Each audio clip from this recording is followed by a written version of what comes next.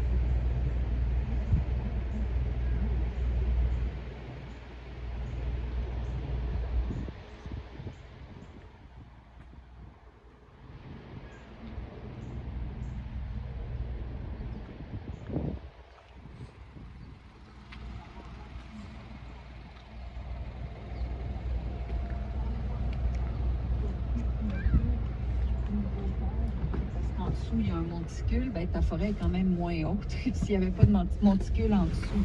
Donc, c'est une technologie qui permet de faire d'une pierre deux coups.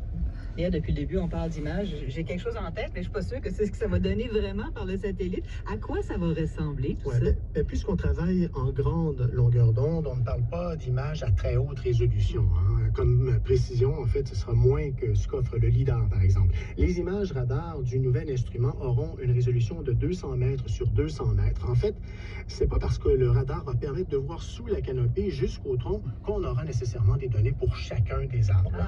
Les scientifiques pourront évaluer une biomasse pour une zone donnée en validant, en calibrant leurs informations avec des placettes, donc des sites d'échantillonnage au sol à certains endroits, mais pas partout.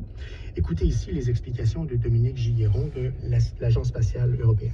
Les sites de calibration, effectivement, on ne peut pas en faire partout parce que c'est extrêmement difficile de mesurer tous les troncs, toutes les branches sur d'énormes surfaces. Donc on le fait sur des zones de 200 mètres par 200 mètres, on fait un échantillonnage. On s'assure que le satellite va faire une mesure qui est parfaitement cohérente avec différents sites d'échantillonnage.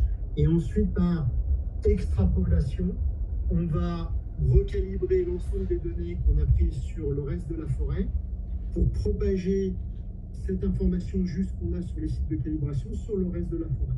Et grâce à ça, on pense qu'on va avoir une précision suffisante sur la mesure directe pour l'ensemble de la forêt. Mais quand on parle de l'ensemble de la forêt, il faut préciser qu'on parle bien de forêt tropicale, surtout ici, parce que les territoires d'Amérique du Nord et de l'Europe ne feront pas partie des relevés. La fameuse bande P est aussi utilisée par des radars américains au sol pour surveiller plusieurs satellites déjà en orbite et prévenir les collisions, dont